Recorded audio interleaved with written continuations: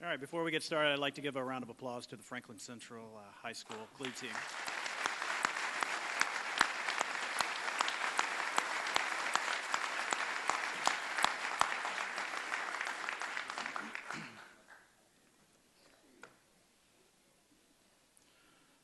Good morning, ladies and gentlemen. My name is Lieutenant Richard Riddle. I am assigned to the Public Information Office for IMPD. On behalf of Mayor Gregory A. Ballard, Public Safety Director Dr. David A. Wantz, Chief of Police Richard Height, and all the men and women of the Indianapolis Metropolitan Police Department, I would like to welcome you to the Fall IMPD Honor Awards program. We are here today to recognize and honor individual IMPD officers, and IMPD civilians, internal IMPD units, and several citizens who throughout the past year have gone above and beyond the call of duty. These individuals were recognized by someone who took the time to sit down, write about these actions, and submit the incidents to the awards committee. Some of the incidents you will hear about today are examples of the hard work and dedication we see in people every day.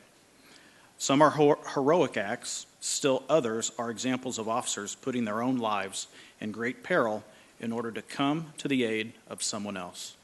All are examples of that we have come to expect from our police officers, and all deserve to be recognized today. I think it is important that I take a moment to tell you exactly how the award process works. In order to get to this point, someone has to take the time to put the incident in writing. I know this is hard for us to do, and I know sometimes people think that it's just part of our job, but it's very important that we recognize everybody here today. Nominations can be submitted by anyone, sworn or civilian, and regardless of rank. All nominations are then submitted to the Media Relations Office, and a copy of each nomination is then forwarded to the committee. The awards committee meets to hear and discuss all of the nominations. It is this committee who decides if and what award is given to each officer. For example, if a supervisor submits a nomination for a commendation, the committee, upon hearing the circumstances surrounding the incident, may decide that the incident is worthy of a medal and award a medal to that particular officer. At the same time, a nomination submitted for a Medal of Bravery may be turned down by the committee, and they may award a certificate of commendation instead. The committee then thoroughly reviews each nomination before voting on whether or not the officer receives the suggested award. There must be a majority vote from the committee members before an award will be given to an officer. All recommendations for awards, with the exception of the Purple Heart, must be made in writing within 1 year of the act. The committee that reviewed, discussed, and vote on all of the awards being presented today is comprised of, and if you're here, please stand, Officer Kimberly Evans of Downtown District, Officer Jeff Parmalee of North District, Detective Donna Hayes of Northwest District, Sergeant Todd Lappin of Southwest District, Sergeant Don Higgins of Southeast District, Officer Roman Williams Irvin of East District, Sergeant Josh Shaughnessy of Investigations Division, and lastly, Lieutenant Tammy Kaiser of Homeland Security. Let's give them a round of applause, please.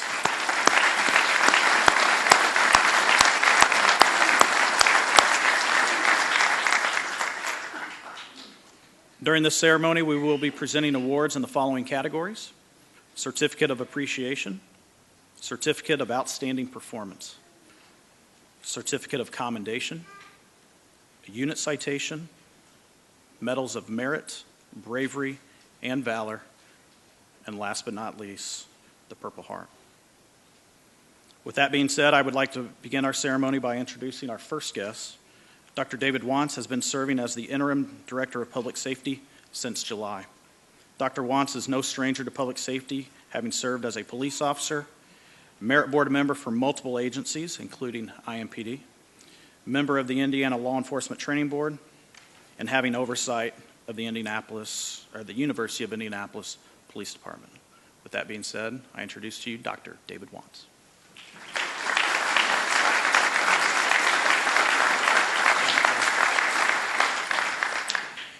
Now, it's a very dangerous thing for a college professor to stand in front of a group like this, because I could go on for a long time. If you hear me say these words to you, you should panic. Take out your papers, label them from 1 to 10, put your name in the upper right-hand corner. Thank you for being here. I see in our audience members of the Indianapolis Metropolitan Police Department Merit Board, both past and present, former chaplains here, folks who have served this community in elected office and in appointed offices. I see moms and dads and kids, and I see these brave men and women before me too. And I can't help but get just a little choked up, frankly. I'm 61 years old, but I still have heroes. And when those young men and women sang the national anthem, it was really hard to keep it together, and I hope you all felt the same way. I'm standing in today for Mayor Ballard, who is attending a funeral, and for the deputy mayors and many of the mayor's staff. And I'm privileged to do so, because I'm going to tell you a story about why what you do matters and why we here are the very best that the United States has to give. And I also want to say this because the press is here today too. You folks took an oath.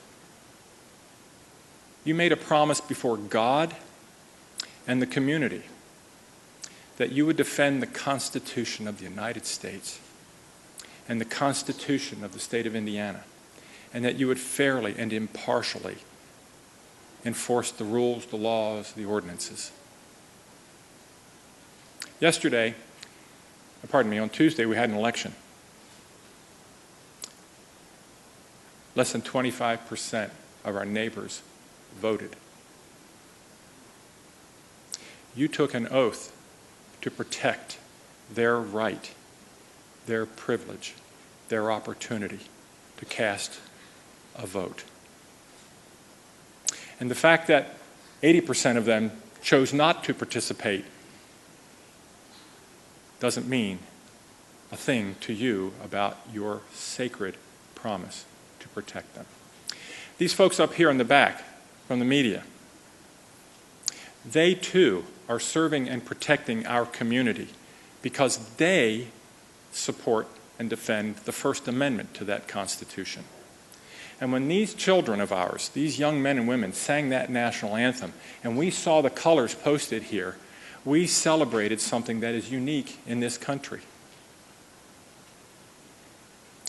Yesterday at 10:30, I was standing tall with a high shine on my shoes, my gig line was straight, my hair was off my ears and collars, because the mayor of Indianapolis was introducing the mayor-of-elect for Indianapolis.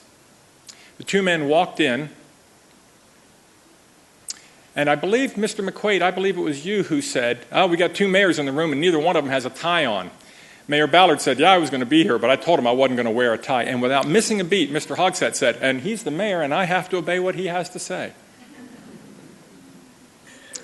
And Mayor Ballard said, "I promise to you that all of my staff here will make a smooth transition so that there isn't a bump or a ripple in the city of Indianapolis." And Mr. Hogsett said, "There's not been a mayor or an administration that's been successful when they've dismantled the things that the previous mayors have built on. And Mayor Ballard, I promise you that we will build on the successes of your administration to carry our city forward." That could not happen but for the promise that you made. That could not happen. And on January 1, when everybody else is sleeping in, shall we say, an amazing thing will happen. One group of people will take the keys out of their pocket and hand them to the next group of people with a smile and a handshake and a promise to do anything necessary to help them be successful. And friends, not one baby will be taken. Not one woman will be raped. Not our men and young boys lined up and shot. There won't be a foreign flag flying over any of our buildings. Because you have taken an oath to serve and to protect this society and our way of life. You are indeed my heroes. And more than that, you're the heroes to all these people here and the heroes in our community as well. because you make our lives possible. So on behalf of the mayor of Indianapolis, on behalf of every citizen in this city, I bring you greetings, I thank you, and we will certainly celebrate these individual acts of heroism, bravery, merit, and loyalty. But every one of us knows, I was just doing my job. Because you just do your job, we live in the place that we live. And I'm very, very thrilled to be your Director of Public Safety for however long I get to do that, because every time I see you, I'll say thank you. And every one of these people will be grateful for all that you do. Thank you. Good morning. I'll shut up.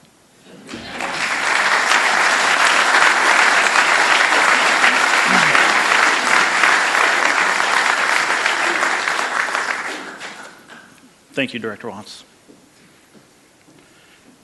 Our next speaker, Chief of Police Richard Height, came back to Indiana by way of Baltimore, Maryland.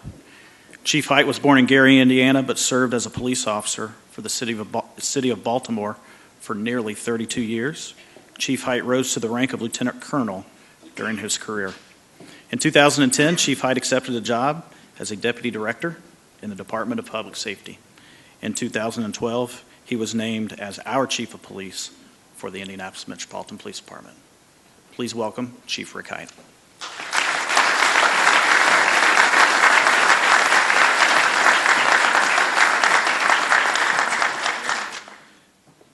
Thank you, Lieutenant. Thank you for the warm introduction. And you forgot to mention I'm the father of three wonderful children, Stephen, Sabrina, and Riche, but also I'm a child of God. So without further ado, Chaplain Cody, if you don't mind, how about blessing us with a morning word of prayer?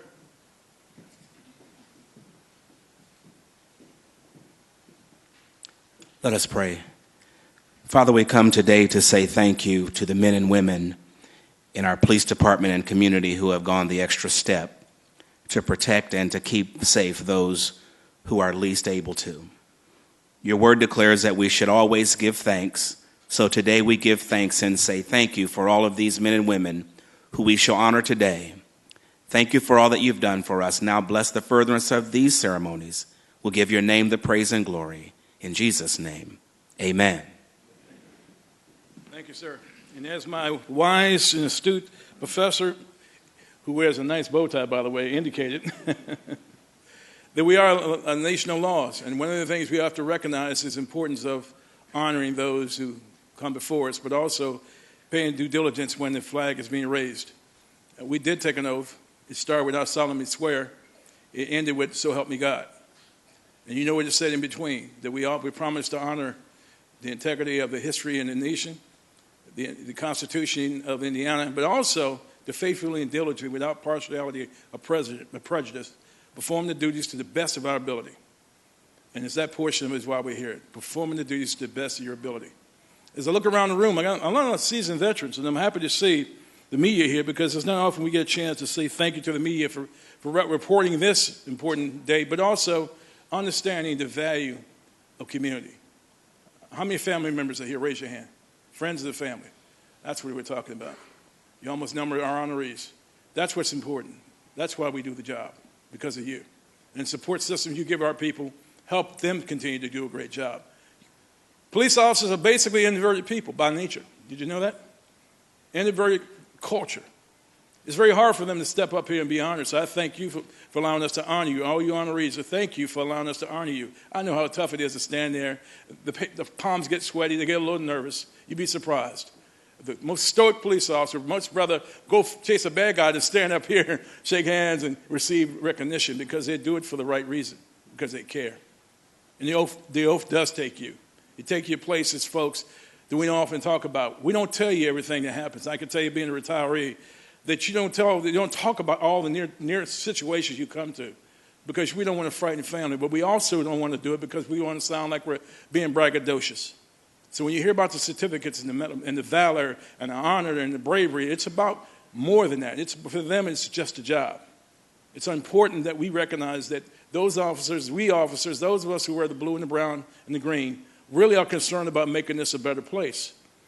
But in a time when police officers are being scrutinized more so than ever, I just left Washington, I just left Chicago, and we're discussing this issue of policing in America, we really need the community to understand we need you more than ever.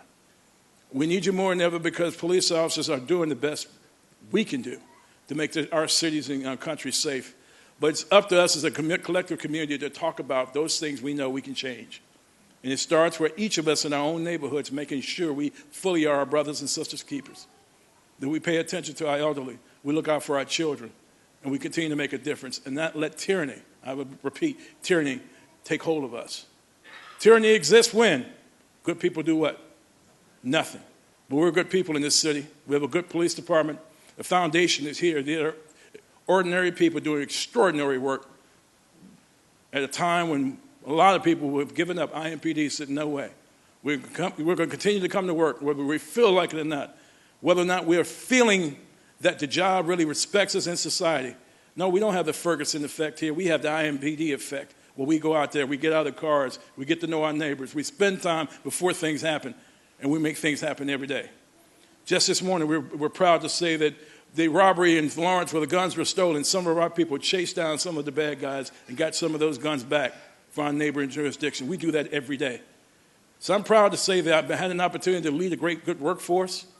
I promise you, whatever happens to this position or the public safety director position, one thing we'll promise you, ladies and gentlemen, the sun will rise and set on time, and if it's payday, everybody will get paid on time. We'll promise you that. Without further ado, let's get to it. It's your day, Your Honorees, and thank you for all your courage and your willingness and bravery. And we want to thank our anchors here who are going to moderate this for taking time out of their busy schedules. They do this for us with passion. We can't pay them enough for being here, but we want to continue to spread the great message. God bless you, and God thank you.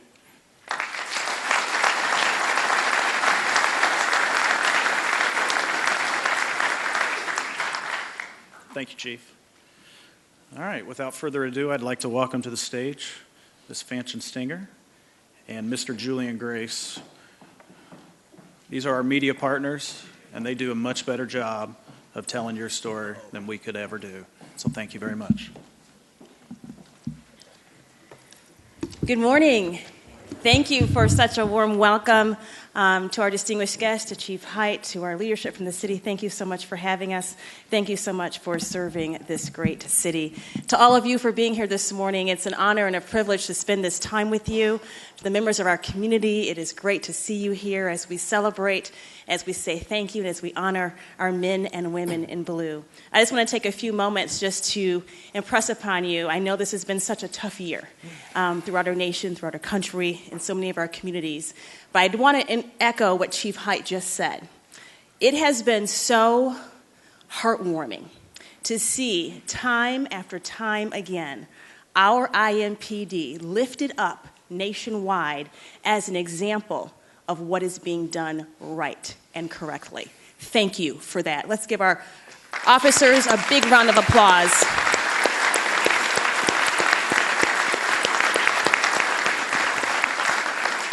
To Chief Height and to all of you, I cannot tell you how proud it makes us feel to be able to sit there each and every night, and even though we have some difficult stories and some difficult issues that we are dealing with now, to be able to say our police chief, our officers, our formula here in IMPD in Indianapolis is being looked at as a model of how to do it right, how to build bridges in our community, and how to heal hearts and change hearts within our neighborhoods. So we want you to know we are behind you. We are praying for you each and every day. And as Chief Height just said, you know, we do live under the law of the land, but most importantly, we live under the watchful eye and the loving eye of Jesus Christ.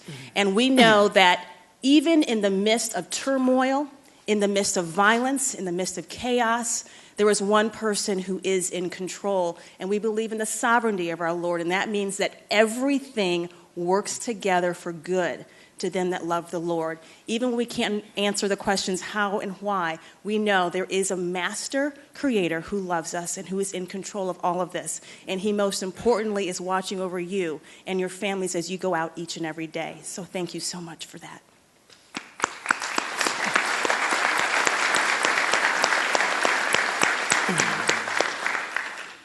Hello, everybody. I'm so grateful to be here. My name is Julian Grace. I bring you greetings from Wish TV, Channel 8. Yeah, I said that with a lot of energy. I don't feel it today. I'm not feeling that good today, so please bear with me. But, you know, I want to say typically I cover crime each and every day, and my face is usually associated with the worst day of someone's life. So today, I'm honored to be a part of some of the best we have to offer in this city.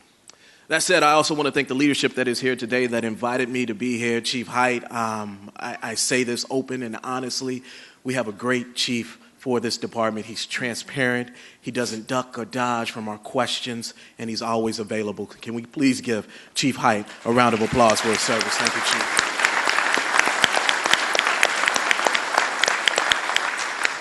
That said, before we get started, I do want to let you know we are mindful of your time, so we will be to the point and accurate with our service today. But I do want to say one thing. As you listen to these stories, I want you to think about courage.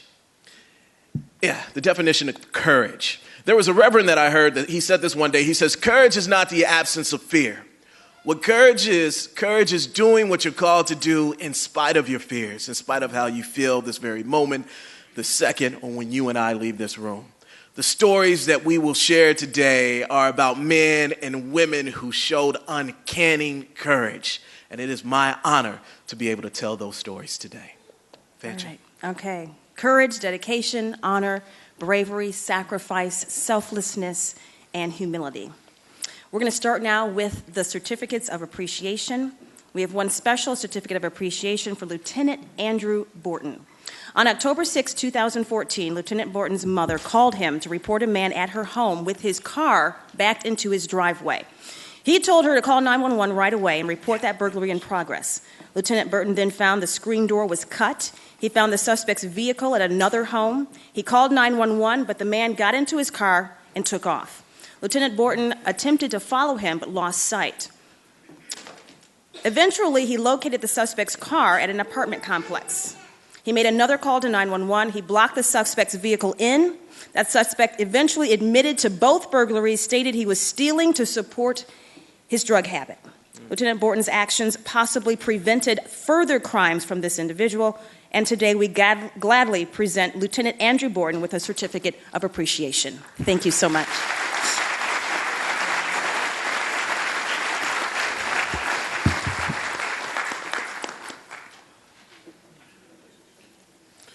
At this time, we will have the Certificate of Commendation awarded to IMPD officers who display efforts beyond their normal police duty or job requirements.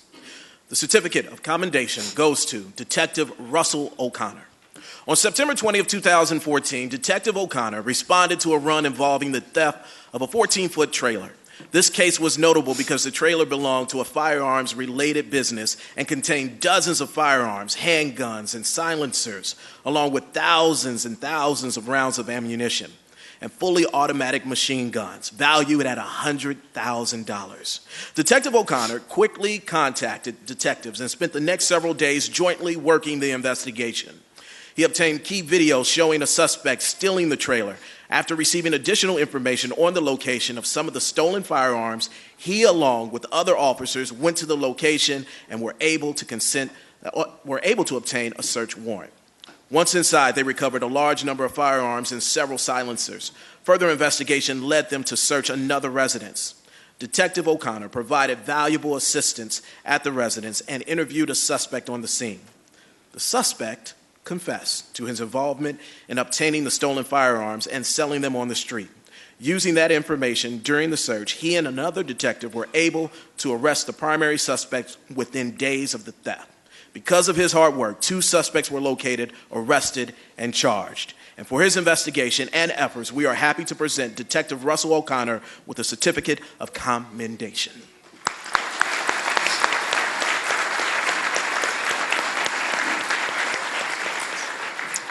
Our next certificate of commendation goes to the Honor Guard. Officers Michael Leeper, Michael Mack, Melissa Moody, Keith Albert, Marvin Bankhead Jr., Joshua Harp, Doc Hughes, Stephen Knight, Tracy Ryan, Roderick Wallace, Lisa Walheimer, Christopher Wilburn, Jeffrey Stagg, Sergeants Michael Keynes, Anthony McLemore, Lieutenants Donald Walheimer, Thomas Feeney, Captain Harold Turner, and a certificate of appreciation going to Major John Mattingly, Indy Park Ranger, Sergeant Mark Beatley, and Corporal Nicholas Jones of the Marion County Sheriff's Office. During June of 2015, these members of the IMPD Honor Guard were tasked to complete a Class B funeral for the unexpected death of a fellow officer. All of the members, with the exception of 2 in mandatory training and 1 that was out of town, showed up to assist. Due to circumstances beyond the control of the unit's commander, the unit was receiving very limited information regarding the service, and several times the information they received proved to be incorrect. In addition, the unit had only 30 minutes notice that they would likely take the duties of pallbearers. While many feel that that task is easy, it is not, especially when it must be done in uniformed and in a professional manner. The members of the Honor Guard did not complain, and with only a limited time to practice, the unit was performing their task to the layman's eye flawlessly and professionally. In addition, other members performed the colors and other duties as assigned with honor. After the service, several members traveled to Louisville, Kentucky to conduct final honors. The Honor Guard members who took on this detail performed under very challenging conditions, including fog, blazing sun, heat, humidity, torrential rain, and missing essential equipment. Yet, they overcame those challenges and they performed seamlessly. All of the team who assist on this detail and many countless other details truly exemplified what the IMPD Honor Guard is all about. We are proud to honor them for their effort with this certificate of commendation. Thank you.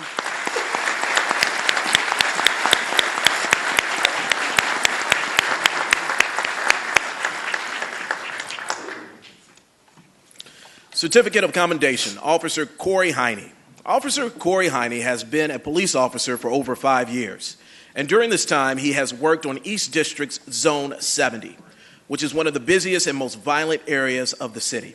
He is very active on his zone, attending community meetings and gathering information on hotspots. To his zone partners, he's known by his nickname of a gazelle. Yeah, a gazelle.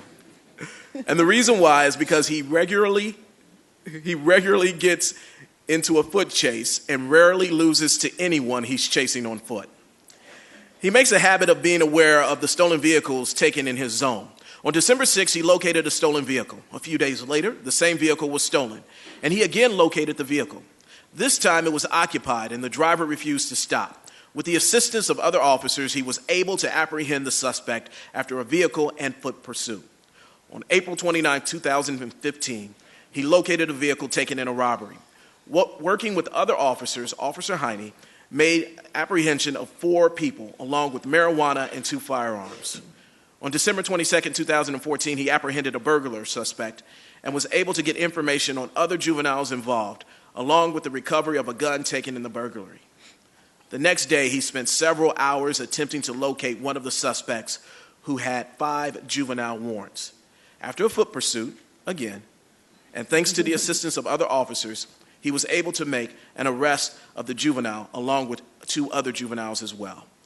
Officer Corey Heine is dedicated to the citizens of our city, the department, and his fellow officers. And it doesn't go unnoticed. He is a quiet professional, and we gladly present him with a certificate of commendation.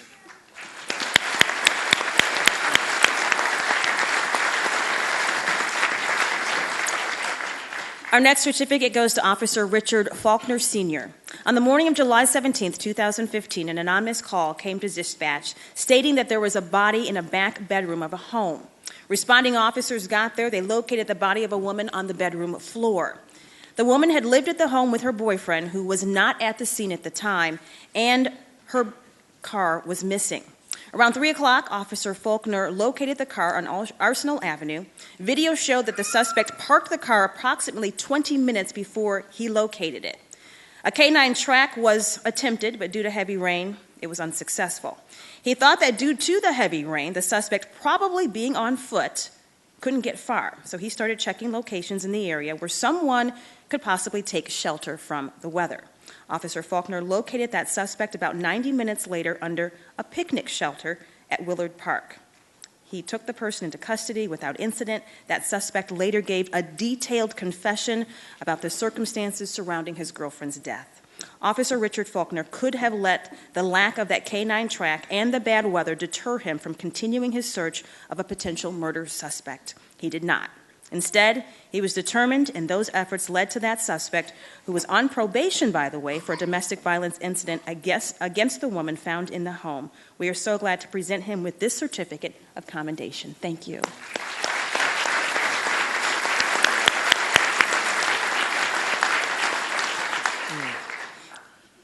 Certificate of Commendation, Officers Kenneth Greer and Reserve Officer Frederick Wooten.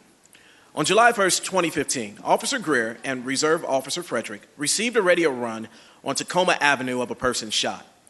Upon arrival, they located a man suffering from a gunshot wound to the upper right arm. Both of the officers realized that the wound was extremely severe and appeared to have profuse artery bleeding. After obtaining his first aid kit, Officer Wooten assisted Officer Greer in stemming the flow of blood and kept the victim calm until medics arrived. On their arrival, medics made the comment that due to the severe bleeding, the action the officers took saved the man's life. It was later learned that the victim had lost 2.5 liters of blood on the scene. Now, the human body only has 4 liters in it. Had the officers not provided the first aid taught to them, nor had an emergency first kit with them, it is likely the victim would have gone into shock and possibly died. The action of Officer Kenneth Greer and Reserve Officer Frederick Wooten was truly the difference between life and death for this victim, and it is our pleasure to present each of you with a certificate of commendation. Congratulations. Certificate of Commendation, Officer Brenda Feckus. On April 1st, 2015, Officer Feckus was dispatched to Shots Fired Run. On her arrival, she found a man suffering from a gunshot. The victim was lying on the floor, surrounded by people, and blood soaking into the floor. Officer Feckus initially thought the man was suffering from a gunshot wound in the abdomen, since she saw individuals applying pressure to his stomach area. After moving the towel, she was able to observe that his wound was actually in his groin area. The wound was pumping out blood. Since she could not apply a tourniquet to the area, she placed her right knee into the wound and used her body weight to apply pressure and slow the bleeding. Because the man was in shock, he began to fight with Officer Feckus, attempting to push her off him. She knew his reaction was from the pain that he was suffering. Officer Feckus stayed in place, held his body down with her arms, and continued to apply pressure with her knee and body weight until medics arrived. The victim was transported, and his life was saved by the emergency room doctors. Had Officer Brenda Feckus not taken action to slow the victim's bleeding, he would not have survived his wounds. And it is for that action that we are happy to present her with a certificate of commendation.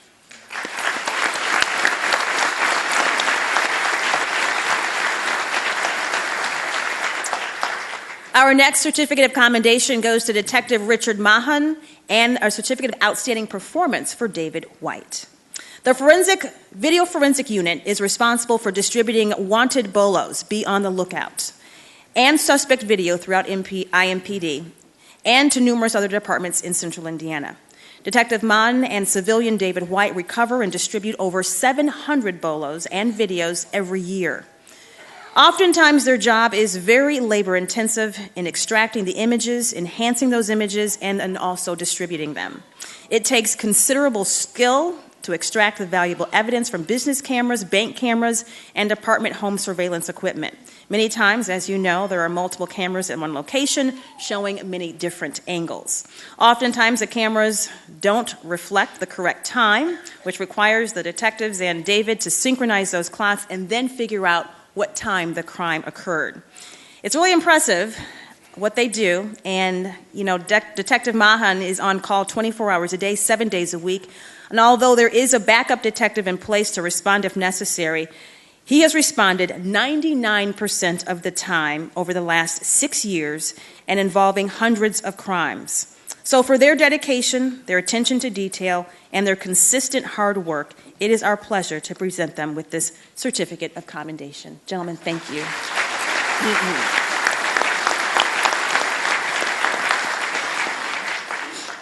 This certificate of commendation goes to Sergeant John Arvin. Shortly after the tragic death of Officer David Moore, Sergeant Arvin came up with the idea to create an honor book dedicated to the fallen IMPD officers and former merit deputies for the Marion County Sheriff's Office for IMPD officers and district headquarters. The honor book was a way for others to remember the dedicated officers who lost their lives in the line of duty. And it reminded current officers and our citizens of the hazards of police work. Sergeant Arvin spent many hours, most of his personal time, gathering the information for the 150-page book. He worked with Mr. Mike Leard, the stepfather of fallen IMPD officer Jake Leard, on the book's prototype. And he spent several $100s of his own money to ensure that each district and the chief's officers had a copy of the honor book to display. After seeing the book, a number of officers wanted their own copy. Sergeant Arvin then began a partnership with the Officer David Moore Foundation to help cover the future costs to print and distribute additional copies. To date, over 100 additional copies of the honor book have been sold. Sergeant Arvin continuously updates the book with information regarding significant events. Sergeant John Arvin, labor of love to honor all of our fallen officers and to help ensure we remember our past, makes us proud. And we are proud to present him with a certificate of commendation. Congratulations.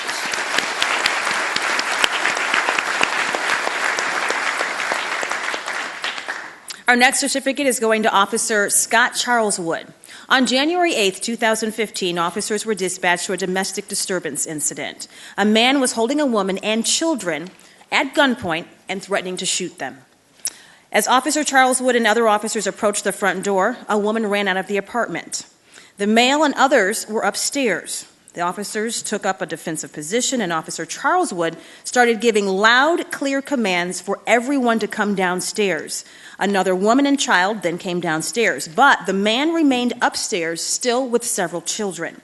One of the women told officers that the man had a gun. He made statements not to come upstairs or he would shoot the children and then shoot himself. A small child came to the top of the stairwell and was coaxed downstairs by the officers. After several stressful minutes, Officer Charles Wood was able to convince that man to give up and finally come downstairs. The 8-year-old child was found in an upstairs bedroom closet, scared and, of course, visibly shaken. He was crying, and a handgun was located in the vent in that same room where the child was found. Because Officer Scott Charles Wood was able to convince that man to give up, this incident ended without any injuries, and we are so glad to present him with this certificate of commendation. Thank you.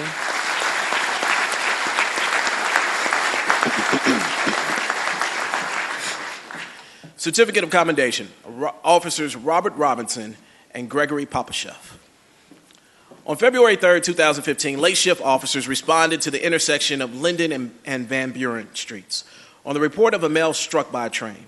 Officers arriving on the scene located a man, victim, underneath a rail car, severely injured from being run over, and drug an unknown distance by a train. The male was conscious, semi-alert, and talking to officers. Officers observed the victim's legs had both been amputated below the knee. The victim was profusely bleeding from both legs. Officer Popashev went underneath the train and began providing medical care to the victim. He was able to apply a tourniquet from his trauma bag to the victim's right leg of the victim and stop the bleeding from the limb. Officer Robinson ran to his vehicle and seconds later returned with the trauma kit, and he applied his tourniquet to the victim's left leg and stopped the bleeding from the man's other leg. Other officers held flashlights and provided lighting and assisted with gathering medical supplies and relaying critical information to the control operator. This was one of those incidents where IFD and IEMS were having a hard time locating the scene, and it took 10 to 15 minutes for EMS first responders to arrive to the scene. Had Officer Popashev and Robertson not performed the medical treatment that was needed, the victim likely would have died on the scene from blood loss. So today, it is our pleasure to present them with a certificate of commendation.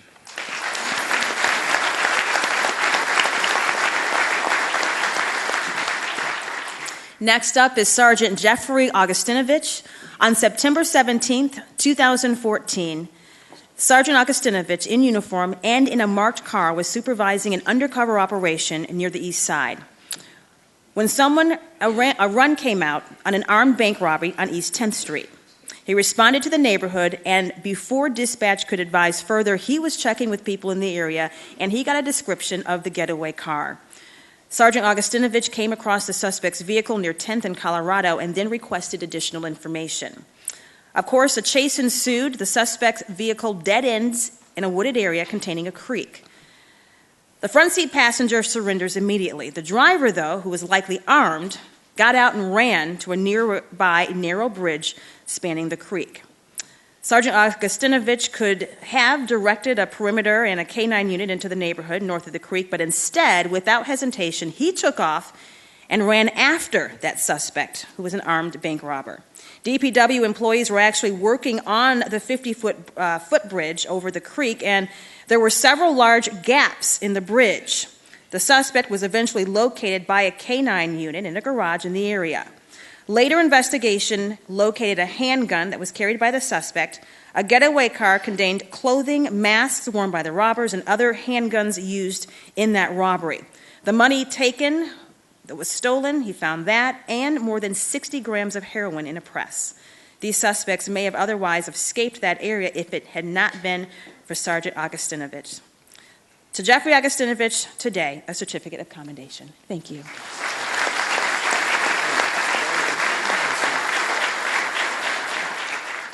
Certificate of Commendation, Officers Ivali Craney, Garland Cooper, Vincent Boyce. Officer Cooper, Craney, and Boyce responded to an unknown type of disturbance on Rawls Avenue. Communications advised that a woman was whispering on the phone for the police to get there quickly because they said someone is going to get killed. Control advised that the woman was hiding in a bedroom, but that she repeated that they said someone is going to be killed. On arrival, Officer Cooper and Craney saw a disturbance inside of the living room, and when they knocked on the door, a man yelled, "Hold on, I'm getting dressed." Officers Cooper and Craney then moved to both sides of the front porch for safety. Officer Cooper then saw a woman in the front bedroom window saying, "Please help me." At this point, Officer Cooper and Craney, fearing for the safety of the woman, pushed open the front door and saw a subject standing over a man curled in a fetal position on the living room floor. Officer Craney held the man at gunpoint until Officer Cooper handcuffed him. The woman came out of the bedroom and told the officers that they were being robbed and that there was a second suspect armed with a knife in the rear of the house. Officer Boyce and Cooper went to the rear of the house and located the second suspect hiding in a closet and took him into custody without further incident. It was later learned that the male victim was being beaten and held at knife point. The victims advised that the two robbers had forced their way into the house, demanding money and valuables, or they would kill someone. For a job well done, we are proud to present Officer Ivali, Craney, Garland Cooper, and Vincent Boyce with a certificate of commendation.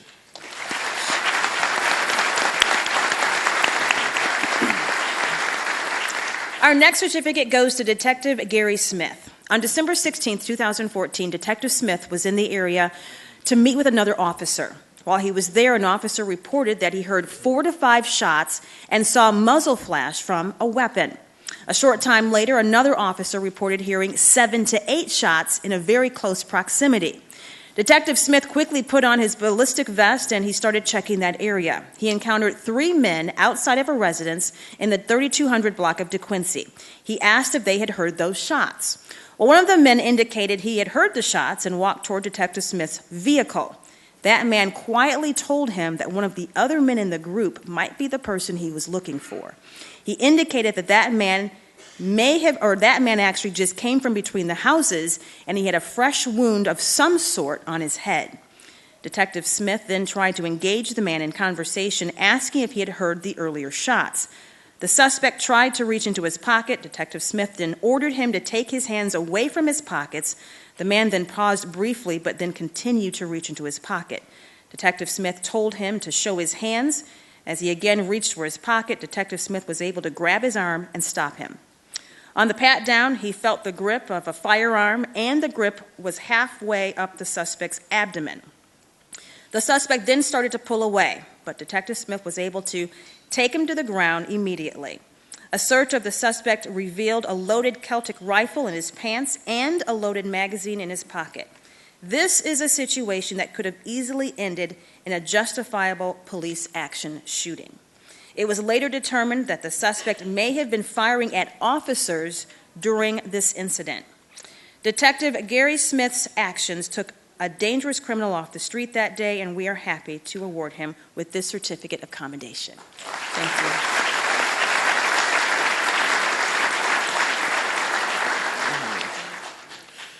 Certificate of Commendation, Officer Chad Price, Matthew Plummer, Mike O'Day, Brian Thorla, Brady Ball, Kevin Watterson, Timothy Huddleston, Walter Hendricks, Alicia Bernhardt, and Sergeant Paul McDonald.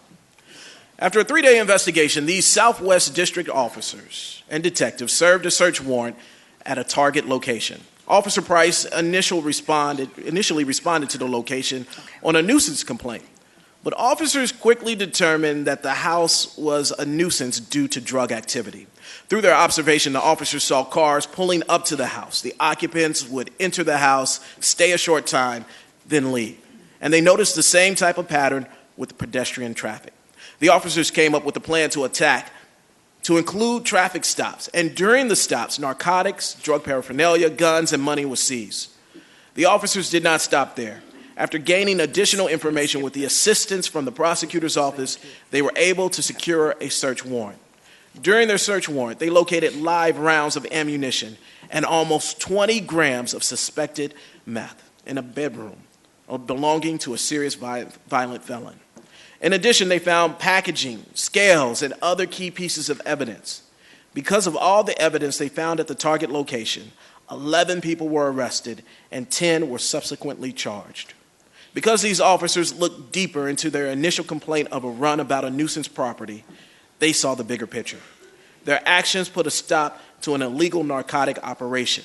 And today, it is our pleasure to honor each of you with a certificate of commendation.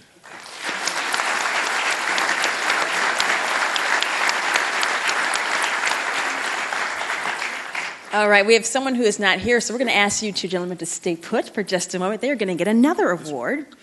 While working criminal interdiction, officers O'Day and Thorla were assisting AFT Achilles Task Force when they were asked to conduct a traffic stop on a suspect vehicle leaving a target location.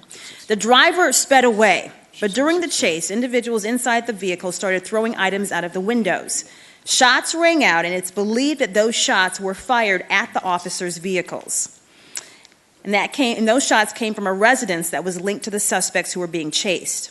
The suspects were identified as gang members and believed to be involved in a number of murders and shootings over the last 2 years and serious crimes, including major drug trafficking. The subsequent search of the house related to the suspects turned up an AK-47, a high-capacity drum magazine, 4 handguns, large amounts of ammunition, and over $100,000 in cash and cocaine. Those officers oftentimes receive requests from other officers and agencies for assistance in stopping very dangerous people. Officers Michael O'Day and Brian Thorla once again demonstrated their professionalism and ability to perform under very stressful and dangerous situations, and it is an honor to present them with this certificate of commendation. Gentlemen, thank you.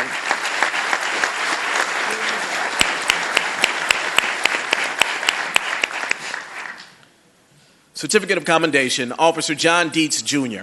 On October 28th, Officer Dietz was dispatched to a Dollar General on the South Keystone side to investigate a theft. The store employee stated that a female and 2 males stole some items.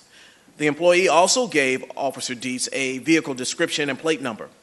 While completing his report, he learned the suspect's vehicle had been reported stolen earlier in the day from Franklin, Indiana. So he contacted the Johnson County Dispatch and got a contact number of the person who made the stolen vehicle report. The owner told the officer that the suspect could be in the area of Keystone and Troy, where his girlfriend lives. Officer Dietz then drove to the area and observed a vehicle matching the description in the driveway of a home. Observing the suspect get into the vehicle and drive away, Officer Dietz and an assisting officer conducted a traffic stop. After securing all of the suspects, a search of the vehicle located drugs inside the vehicle, and a mobile meth lab was located in the trunk. Indiana State Police responded for cleanup, and the vehicle was released to its owner.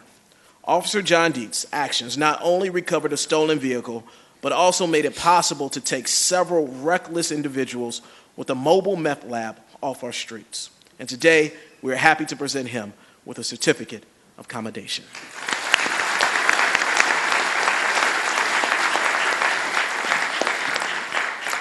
Our next certificate goes to Officer Conrad Simpson.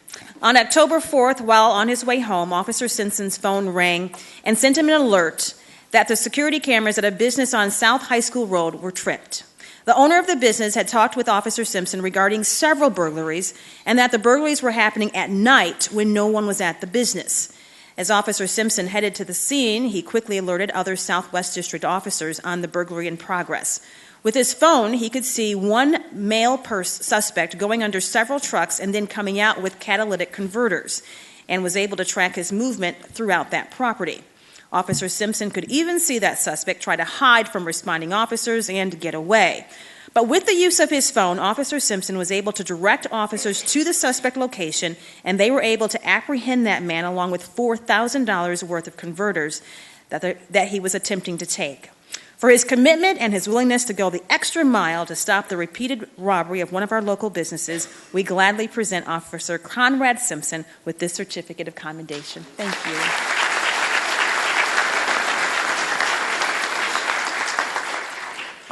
Certificate of commendation, Officer Lisa Howard. Officer Howard responded to a run of a person unresponsive and not breathing. The caller advised that her 51-year-old son had collapsed. Officer Howard arrived 3 minutes after the call and before medics arrived on the scene. There she found a hysterical mother and sister in the garage. Officer Howard immediately confirmed the man was not breathing and she began CPR. She performed chest compressions for approximately 2 to 3 minutes until Wayne Township medic personnel arrived on the scene. And for approximately 25 minutes, emergency personnel administered life-saving aid on the scene. The medics initially had no response, no pulse, but eventually were able to obtain some sinus rhythm on the monitor. There is no doubt that Officer Howard's immediate medical actions improved the man's chance of survival. Officer Lisa Howard, you rendered aid and exhausted all efforts until medical personnel arrived. And today we gladly present you with a certificate of commendation.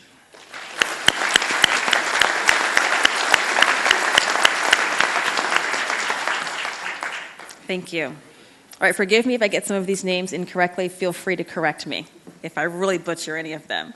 Officers Michael Beatty Jr., Ronald Clayton, Julie Dutrow, Kimberly Evans, Christopher Folds, Brian Finley, James Gillespie, Alfredo Gomez, Catherine Hedges, Monica Hodge, Dustin Keaty, David Kucha-Drain, Pamela Lee, Nathan Lehman, Zachary Maurer, James Nichols, Kenneth Olson, Benjamin Owens, David Pancoke, Jeffrey Parmalee, Chester Price, Lance Rector, Robert Robinson, Tracy Ryan, Corey Schnick, Sarah Tuttle, Cynthia Vaughn, Heidi Wise, Christopher Wunsch, Sergeants Catherine Cummings, Bradley Gosnell, Keith Minch, Bruce Smith, Laura Wida, and T. Michael Wilson. What a group. That's everyone. Each of these officers put forth the hard work necessary to learn and assist in the training of fellow officers on the Interact RMS project for IMPD. This was a difficult endeavor to accomplish. Each of these officers showed up for the training every day with a great attitude, and they were ready to work. These officers either were in front of the room teaching or were working with fellow officers who had varying degrees of computer experience. They were all volunteers, and they offered to help in order to make this a successful rollout. In addition to being trainers during the classes, these officers were the first line of support on the districts. Because for some of the districts, it was several weeks from the time that officers went to training to the time when the districts went live, making it necessary for a number of officers to have a refresher session on how the system actually worked. Each of these officers you are looking at also took numerous phone calls on their personal phones and during their time off. The new system training consisted of training at least 1,800 officers from various agencies around central Indiana, and this training will now improve the quality of life and will result in a more effective police department, and it could not have been a successful rollout without the work of each and every one of these officers stepping up to the challenge. We are so happy to honor them today with this certificate of commendation. Job well done.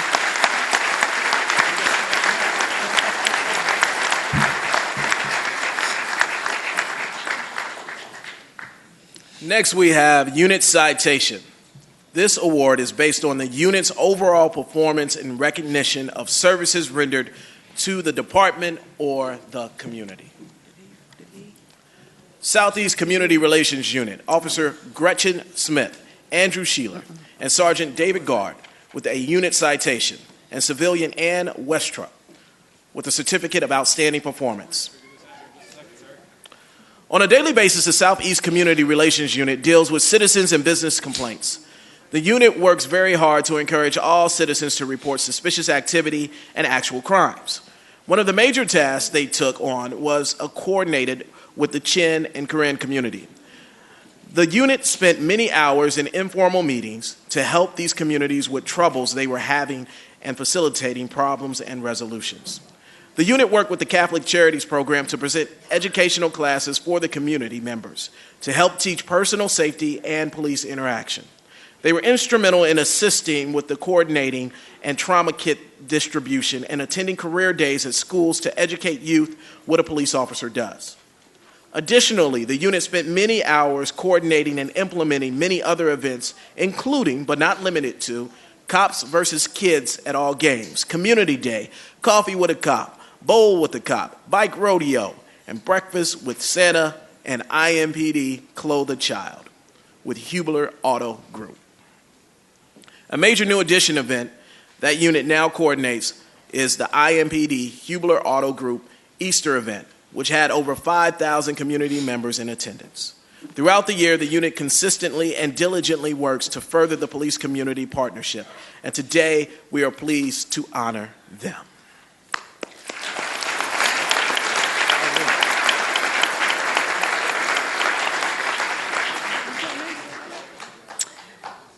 Our next unit citation goes to Reserve CVP Unit. The IMPD Reserve officers and CVPs have been providing support to our citizens and the community for many years, as you know. These tasks include, but not limited to, district patrol support. Yes. Okay. We're going to move on to traffic next. Thank you, Donna. Traffic is next. The IMPD Traffic Enforcement Unit consists of motorcycle officers. Although their manpower staffing has seen a large decrease, the determination of the traffic officers has not wavered in the face of increasing demands and continued mission of public safety. Traffic control and enforcement has been the primary mission of this unit. However, their duties have expanded throughout the years and recently have increased significantly. During vehicle crashes, train derailments, fires, SWAT callouts, and incidents such as the Richmond Hill explosion, traffic officers perform a critical role in staffing outer perimeters and traffic patterns to reroute motorists safely while preserving the scene for investigators. This unit is synonymous with special events, as our city has become a preferred destination for premier events, including the Big Ten Championships, the Final Four, and even the Super Bowl. It seems that every day this unit takes on a new challenge. In 2014, the unit was asked to participate in Surge by aggressively enforcing traffic violations in high crime areas, and they supplemented the Accident Investigation Unit. Despite a reduction in force and increasing responsibility, the IMPD Traffic Unit marches on, and they continue to get the job done without fanfare or complaining, and we are happy to present them with this unit citation. Thank you.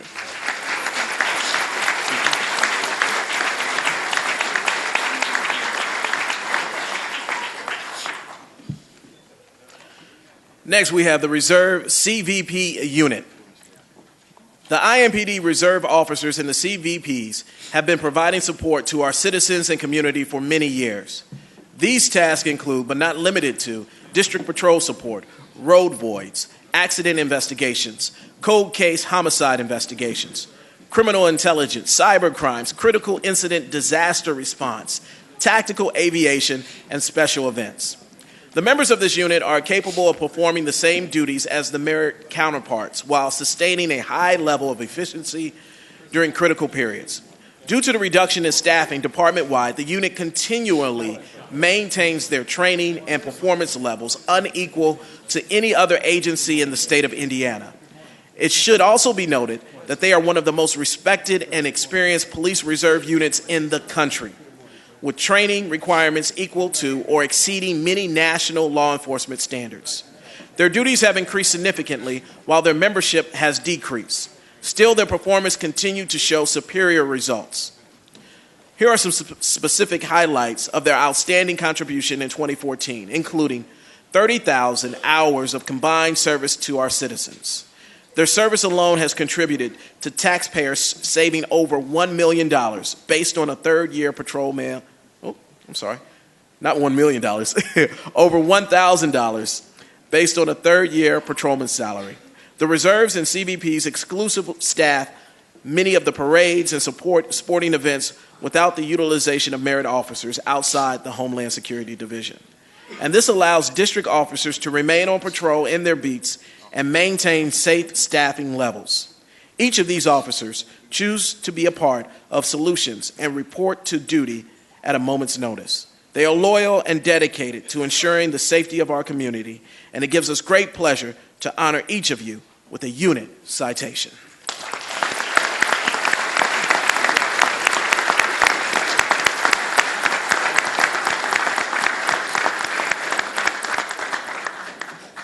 Congratulations. Congrats.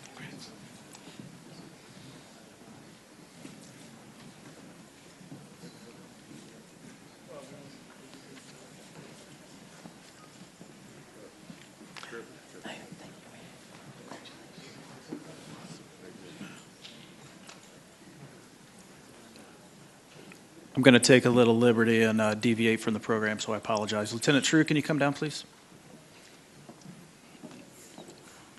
Little secret behind the scenes. If you notice in your program, the firearms training unit was awarded a unit citation. For all of us that wear the uniform know how valuable that training is for us. However, they're busy.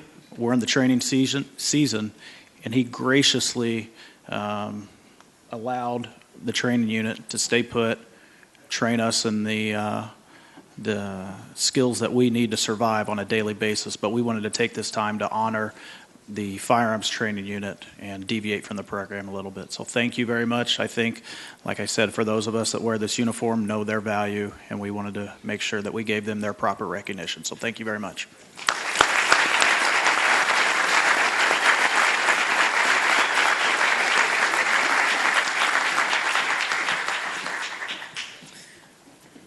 We will now continue with our Medal of Merit. Congratulations.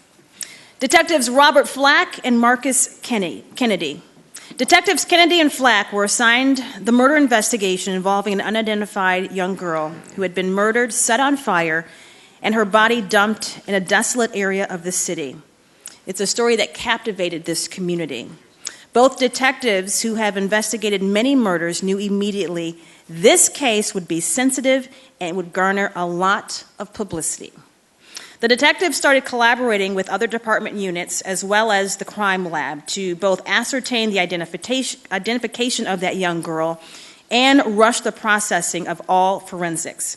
After reviewing missing persons cases, they identified that girl as Dominique Allen, a 15-year-old girl. Once she was identified, they began diligently backtracking her movements in hopes of locating the person who was responsible for that brutal attack. Detectives Kennedy and Flack were then faced with sifting through numerous tips and leads, and they did so for months. They continued to work with other detectives and entities in order to find any information that would help them identify the killer. All the while, that killer was still on the loose and a very apparent danger to others. They finally got a break in this case when a DNA sample identified William Ghostin as the perpetrator of this horrific crime. He was actually located in Bluffton, Indiana, and brought back to Indianapolis to face murder charges in the death of Dominique Allen. Detectives Kennedy and Flack worked immeasurable hours during this investigation. They stayed in constant contact with Dominique's family, and they always kept focus on identifying and locating her killer. For their service, their dedication, and their unwavering quest to locate this heinous killer, Detectives Flack and Kennedy, you are being awarded with IMPD's Medal of Merit. Thank you.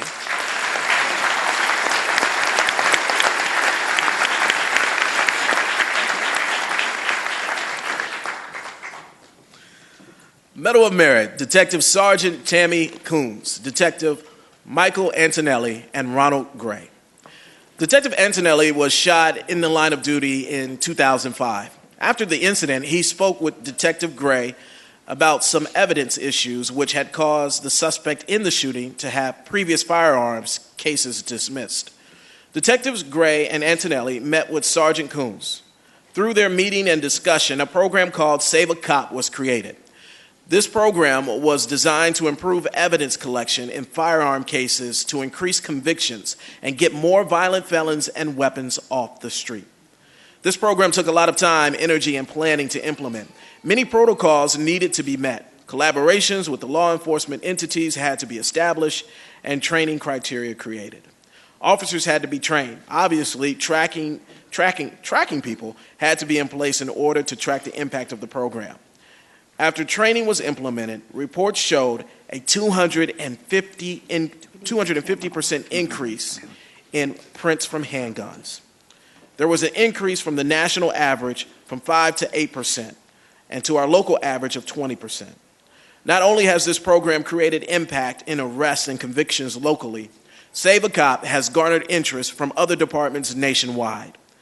Clearly, Detective Antonelli and Gray, along with Sergeant Coombs, deserve our utmost thanks for creating and implementing this program. They did the work of the program, all while continuing to handle their normal work assignments and cases. For their contributions to the overall safety of our community, and especially to our own officers by creating Save a Cop, they are receiving a Medal of Merit.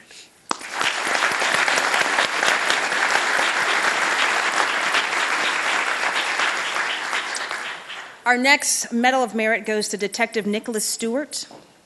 Detective Stewart has been nominated and awarded the IMPD Medal of Merit for his contribution in dismantling the block burner gang.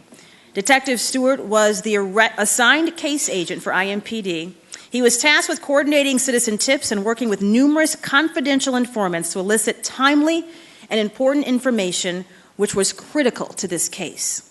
Ultimately, the long-term investigation culminated in the service of 22 state and federal warrants. Over 500 law enforcement personnel were involved in this, including 19 SWAT teams and 19 different agencies.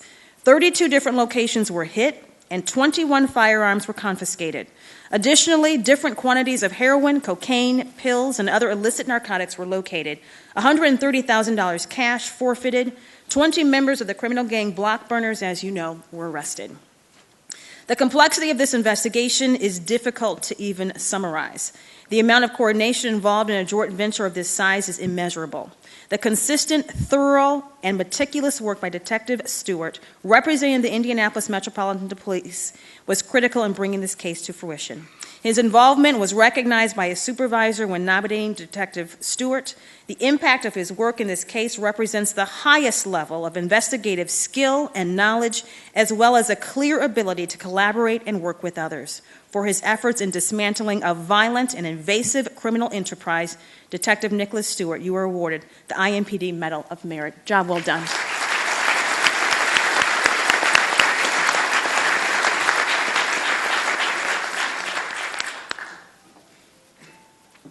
At this time, I believe we can turn the cameras back on.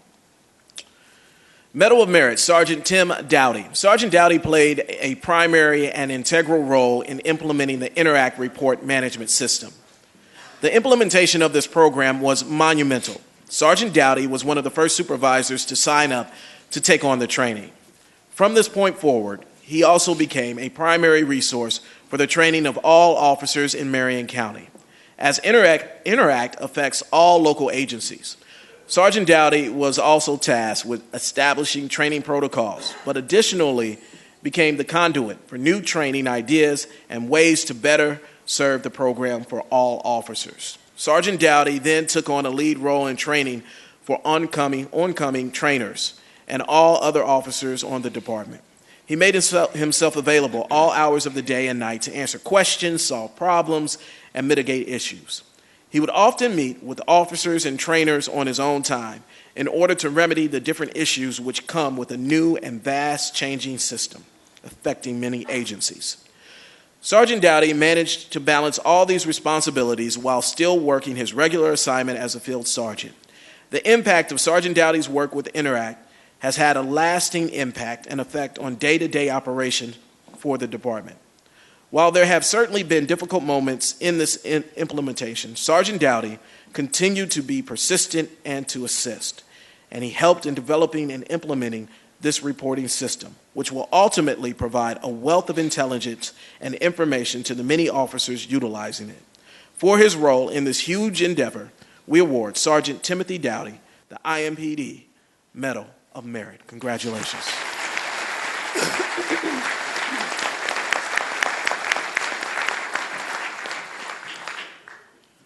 We now move to our medals of bravery. First, Sergeant Frank Wooten. Sergeant Frank Wooten is being awarded the Medal of Bravery for his actions in saving 9 people from a burning apartment building. Without regard for his own personal safety, Sergeant Wooten ran into that smoke-filled building, which was fully engulfed, by the way. As Sergeant Wooten ran through the burning building, he was kicking in doors, alerting people to get out. Many people were unaware that the building was even on fire until he notified them. It was later discovered that there were no operational fire or smoke detectors in that building. If not for Sergeant Wooten's alerts, many people there likely would have been seriously injured. Some may have even died. For bravery entering a dangerous fire to alert and save lives from certain injury or even death, Sergeant Frank Wooten is being awarded the IMPD Medal of Bravery. Thank you.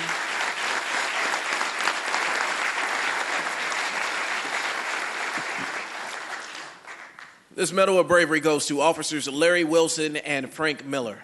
While patrolling their assigned zone, Officers Frank Miller and Larry Wilson noticed a large amount of smoke in the area. They located a residence in the 4400 block of Madison Avenue fully engulfed in flames.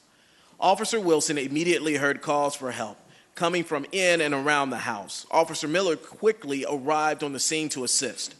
Officer Wilson was attempting to make entry into the house to get to a trapped homeowner. Officer Miller and Officer Wilson then forced entry into the home and started fighting smoke and flames. They located the resident. As they were exiting, they encountered a neighbor who had come inside to help. They got both individuals out of the burning home. The officers still heard someone screaming for help. They located the source of the scream in the backyard of the home, a woman and 2 dogs. Officer Wilson and Miller then had to tear down part of a privacy fence to access the woman and her dogs. They then escorted them to safety. Both officers had to be treated for smoke inhalation and some minor injuries. They were fortunate to have escaped more serious injuries. They placed themselves in risk of very serious injury in their efforts to save both parties and their pets from this dangerous situation. So today, we honor them both with the Medal of Bravery.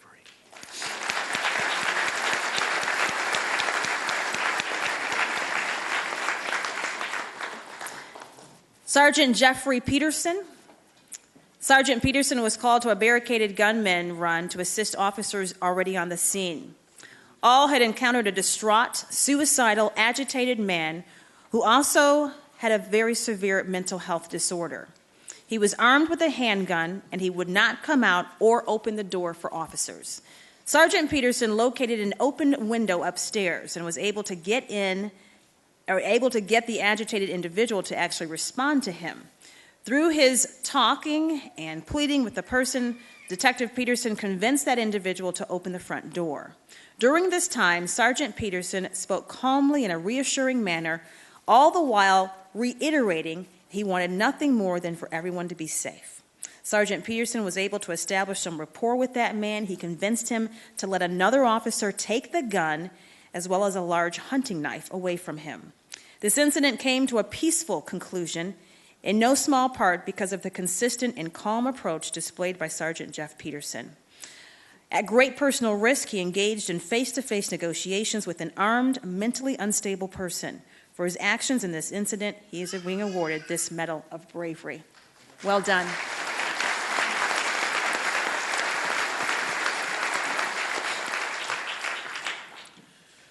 The next Medal of Bravery goes to Officers Gary Hayden, Skip Copeland, and Brian Thorla. Officers Thorla, Hayden, and Copeland responded to a residence fire with entrapment. Upon arrival, the officers heard a person yelling for help from inside the house. Officer Hayden immediately entered the house and located the victim. The house was becoming more and more filled with smoke and fire while Officer Hayden was inside. This caused him to lose direction while escorting the victim from the house. Officer Copeland began yelling at Officer Hayden as a means to guide him to the front. As Officer Hayden got to the front of the house, pieces of the ceiling started to fall on the back of his head.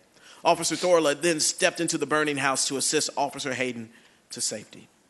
Officer Copeland also entered. Officer Thorla then carried the victim out while Officer Copeland got Officer Hayden to safety. Officer Copeland and Officer Thorla then began assessing injuries and called for medical help for Officer Hayden and the resident. Clearly, Officers Thorla, Hayden, and Copeland placed themselves in danger in order to help the resident escape this residential fire. Officer Hayden, while attempting to rescue the resident, became disoriented and overcome with smoke. Officer Thorla and Officer Copeland then proceeded into the burning residence in order to guide Officer Hayden and the resident to safety. For their selfless actions in this incident, these officers are awarded the Medal of Bravery.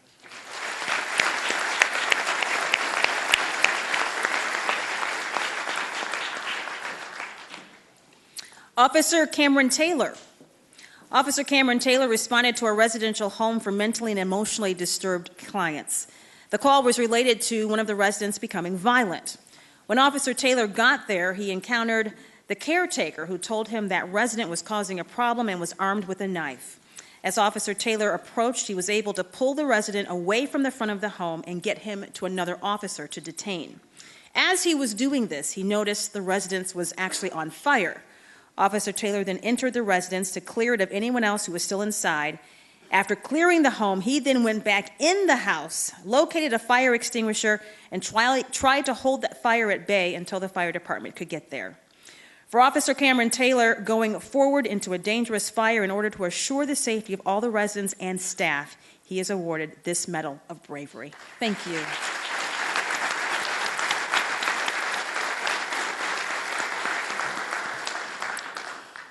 This Medal of Bravery goes to Officer Matthew Fortney, Sean Cook, Michael Douglas, and Adam Meningeric. Officer Fortney, Cook, Douglas, and Meningeric all responded to a house fire. Officer Fortney originally noticed smoke in the area and began to canvass in order to locate the fire. When he located the house, other officers began arriving and they began knocking on the door, trying to get someone to answer. After several minutes, an occupant answered the door. The officers had to actually show him the house was on fire before he would even leave. All officers then did a room-to-room canvass and located 7 other occupants, or people inside. One of the women in the house refused to leave and had to be physically removed from the burning structure. In all, 8 people were rescued from the burning house. Without the quick reaction and response of Officer Cook, Fortney, Douglas, and Meningeric, this situation could easily have been disastrous. For their unselfish actions, they are thus awarded the IMPD Medal of Bravery.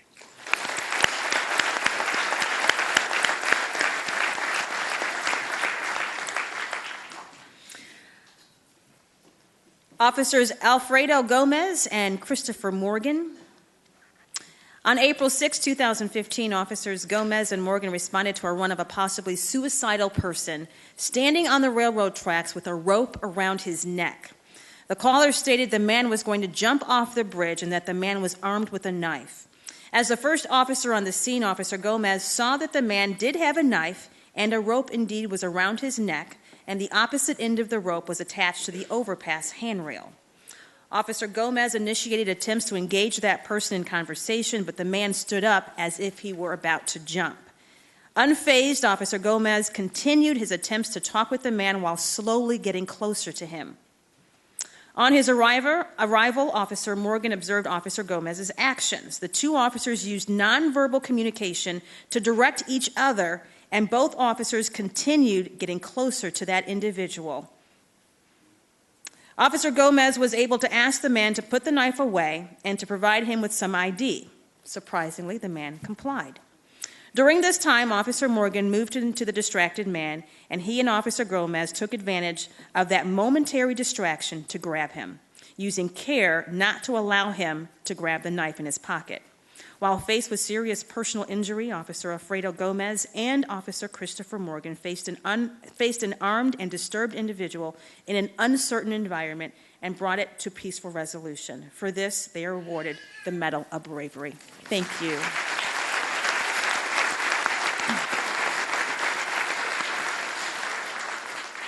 This Medal of Bravery goes to Officers Scott Hartman and Robert Hans III. Officer Hartman and Hans also placed themselves in a compromising situation when they ran into a burning apartment building to alert residents inside. Officer Hans and Hartman originally located the fire, but could not gain access due to the secured doors. Officer Hans located a resident with a key, at which time both officers went through the apartment building, alerting the residents to the growing fire. Many residents had ignored the fire alarm, believing it was set off by a prank. If not for the alert response of Officer Hans and Officer Hartman, many residents would likely have been seriously injured or died in this fire.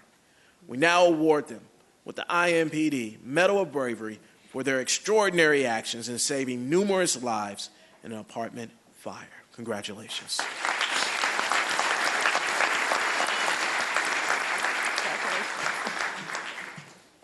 Officers Matthew Davis, Roman Williams Irvin, and a certificate of commendation going to probationary officer Mickey Reinerson. These officers responded to a run involving a disturbance and an incomplete call. Dispatch could hear a man saying he'd been to jail and he was not going back, and he'd also taken some type of drug.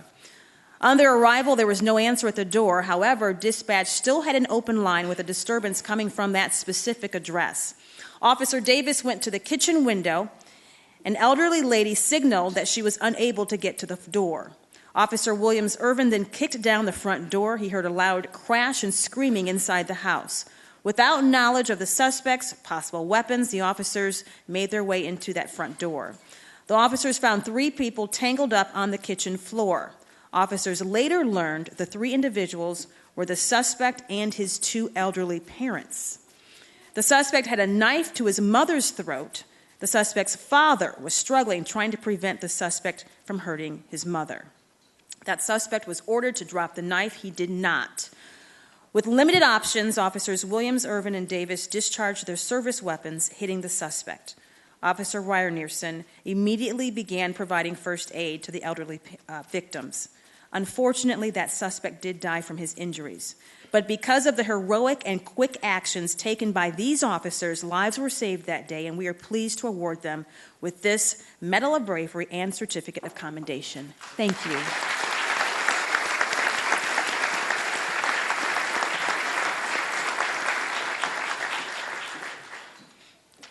This Medal of Bravery goes to Officer Daniel Disney and Officer John Wallace. Officers Disney and Wallace responded to a suicidal subject who had locked himself in a bedroom and who was possibly armed with a gun. In fact, the complainant stated that they had heard a loud bang coming from the back room in the residence. Now, both officers arrived on the scene and encountered the male barricaded in a room. Officer Disney began speaking with the subject in a calm manner, while Officer Wallace maintained a lethal cover. Officer Disney was able to calm the subject somewhat and also entered the small bedroom. Officer Disney continued to negotiate with the subject to comply and surrender when the subject quickly reached behind him and grabbed a large knife, which he had hidden behind him. He placed the knife to his chest as if to stab himself. Officer Disney immediately drew his handgun and trained it on the armed subject. Officer Wallace transitioned to his taser and was able to utilize it on the subject. Nonetheless, the subject held on to the knife. Officer Disney then was able to knock the knife out of the man's hands, and both officers were able to secure him without further incident. The man was then transported to the hospital for appropriate mental health treatment. For their actions in disarming a dangerous, armed, suicidal subject, Officer Daniel Disney and Officer John Wallace are awarded the Medal of Bravery.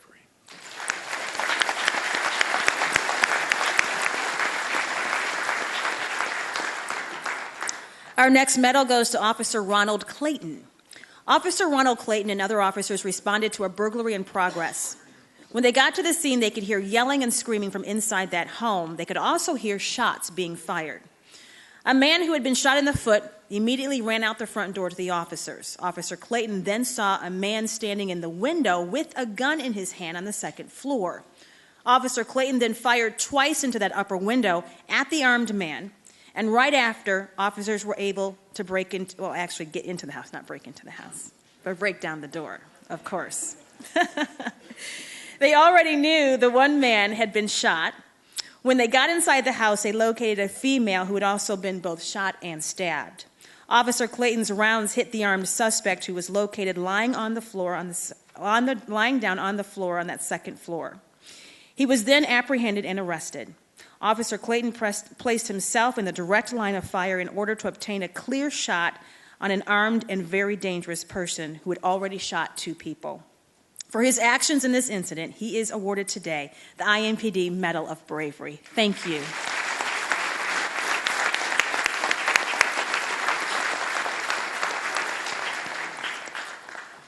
Next, we have our Medal of Valor. This award is awarded to an IMPD officer who demonstrates courage when confronted by an armed and dangerous adversary.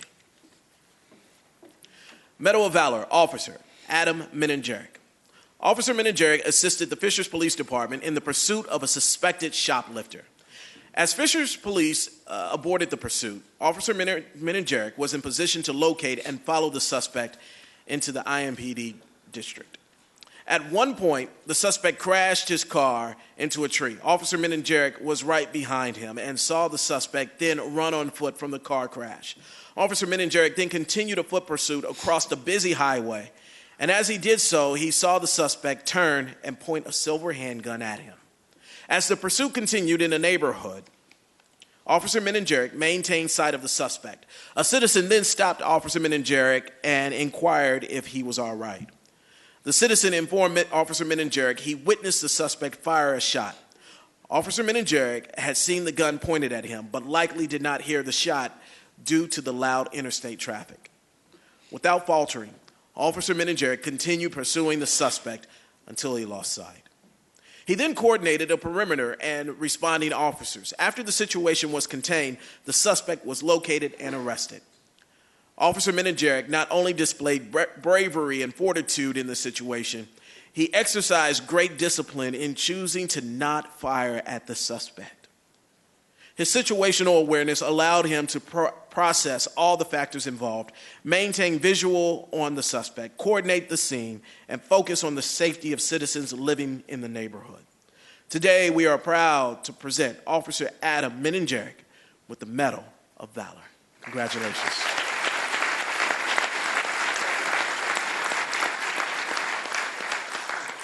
Our next Medal of Valor goes to Officer Jonathan Lawless.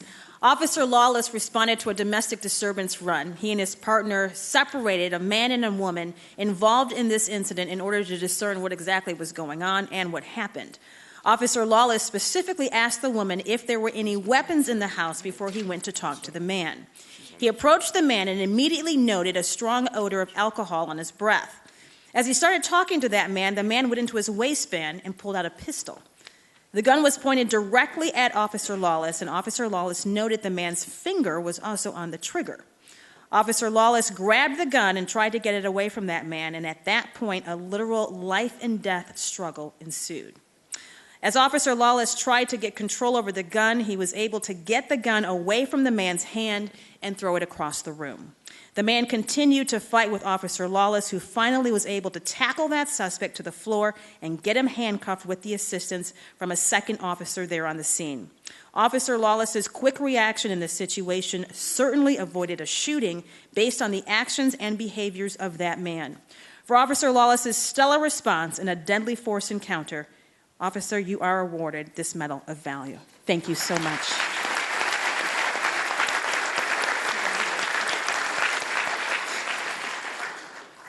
Our next Medal of Valor goes to Officer Sean Smith. Officer Sean Smith responded to the report of a burglary at a residence. The witness to the burglary saw 4 suspects placing items in the trunk of a white car with tinted windows. As Officer Smith responded to the area, he noted a white car with tinted windows leaving the area at a high rate of speed. Although Officer Smith was impeded by traffic, he stayed behind the vehicle and notified other responding officers of the direction and descriptions. As the suspect vehicle entered a neighborhood, Officer Smith knew they were coming to a dead-end street. At that point, the car came to an abrupt stop, and all 4 suspects jumped out of the vehicle and ran on foot. Officer Smith provided a description of the suspects. He set up a perimeter and maintained a visual on a primary suspect who was running with a handgun. The armed suspect then turned to Officer Smith with the gun raised and pointed it directly at Officer Smith. Officer Smith continued with loud verbal commands to the suspect to drop the gun. The suspect refused the order and continued to point the gun at Officer Smith. Officer Smith then fired at the suspect. The suspect continued running, and Officer Smith lost sight of him. Because of Officer Smith had provided such excellent descriptions and support, officers had set up a good perimeter. The suspect with the gun was located trying to evade capture. The gun was located nearby, and it was learned it had been stolen in the original burglary. Eventually, all the suspects were located and arrested. Officer Smith's composure in this incident was exemplary. Just moments after locating the suspect's vehicle, 4 suspects fled from him, one of which was armed and who pointed a gun at the officer. Officer Sean Smith today is awarded the IMPD Medal of Valor for his professional and brave response in an armed encounter with a violent suspect.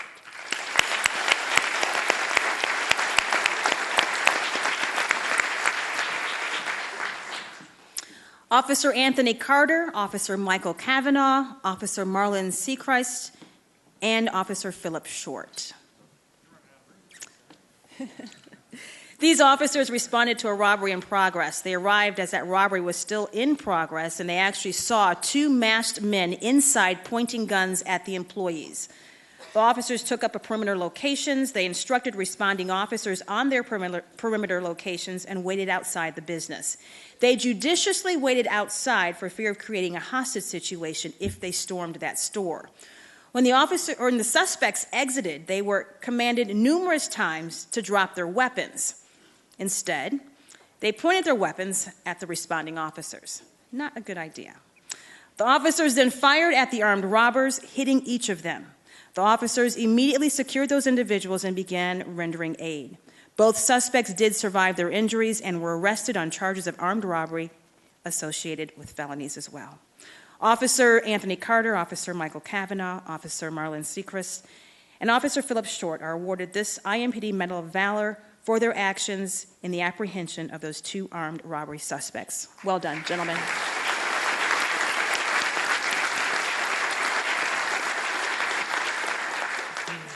Officer Jerry Heidenball and Officer Kylie Flynn.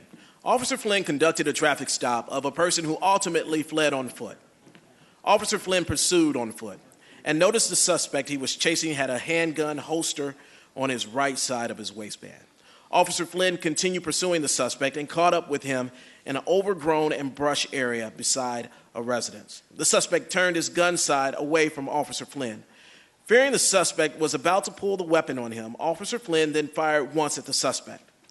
The suspect was undeterred. He grabbed Officer Flynn's gun and began to fight for control over it. Officer Flynn had been providing updates over his police radio, to which Officer Heidenball responded. Officer Heidenball ran up to the fight and observed the struggle continuing over control over the gun. Realizing Officer Flynn's life was in peril, Officer Heidenball fired on the suspect, ending the threat to the lives of both officers. Both Officers Heidenball and Flynn received the IMPD Medal of Valor for their actions in confronting an armed assailant in this dangerous incident.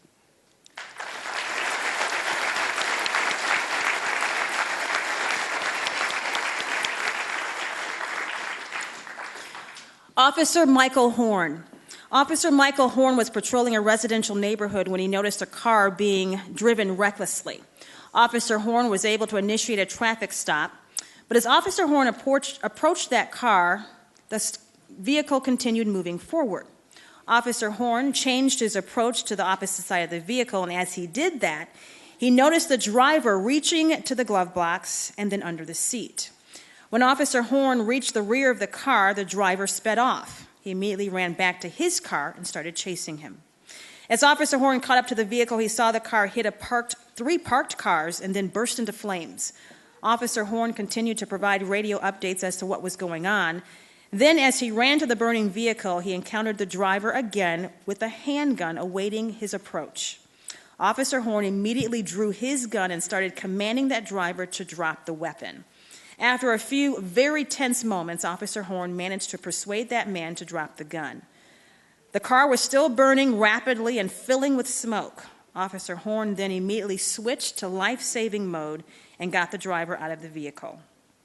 It was learned the suspect had recently been released from prison for murder and other felony charges. It appeared by his initial response he had no intention of returning to prison, even if it meant shooting a police officer. If not for Officer Michael Horn's quick responses in this incident, we all know the outcome could have been much worse. He is hereby awarded this Medal of Valor this evening.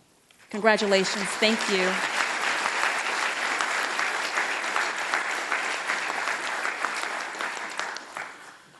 This next Medal of Valor goes to Officer Vincent Stewart, Officer Mark Clone, Officer Adam Meningeric, Officer Lori Phillips, Medal of Bravery. IMPD officers responded to the report of an armed carjacking. Shortly after this report was taken, the stolen vehicle was reported as being involved in a drive-by shooting. Officers had flooded the area of the shooting to look for the suspect vehicle and occupants. It was clear those involved in both crimes were armed and very dangerous, as they had already carjacked a citizen and committed a drive-by shooting. It was only a short while later when officers noticed the vehicle and alerted other officers to their location. The suspect vehicle was followed to a dead-end street. At this point, Officer Lori Phillips was one of the officers who attempted to form a tactical V in order to conduct a felony stop. As the suspect vehicle stopped, all the passengers began to run. The driver stayed in the vehicle and defied commands from the officers. The driver then accelerated and rammed Officer Phillips' vehicle and narrowly missed striking Officer Phillips, who had gotten out of her vehicle to assist in apprehending the running suspect. Officer Stewart, Officer Clone, Officer Meningeric were all on the scene and observed the suspect's actions. They immediately observed Officer Phillips jump out of the way of the accelerating vehicle. When the suspect crashed into Officer Phillips' vehicle, it caused a substantial amount of damage. As Officer Stewart, Clone, and Meningeric witnessed these events unfolding before them, and knowing the driver to be a suspect in 2 violent felonies, they fired at the suspect. Although the suspect had been shot, he exited the vehicle with a handgun in his right hand. He fell to the ground, dropping the gun. The officers immediately rendered medical assistance to the suspect, even after this violent encounter. Despite these officers working different districts, they all came together and performed as a team in this violent encounter.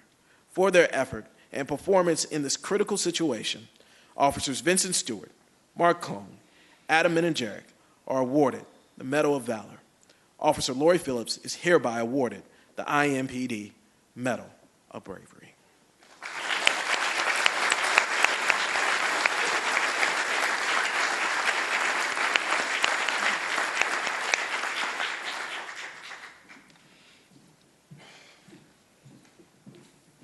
Officers Kevin LaRussa, Michael Beatty, a certificate of commendation going to Officers Sheila McNeil and Zachary Taylor.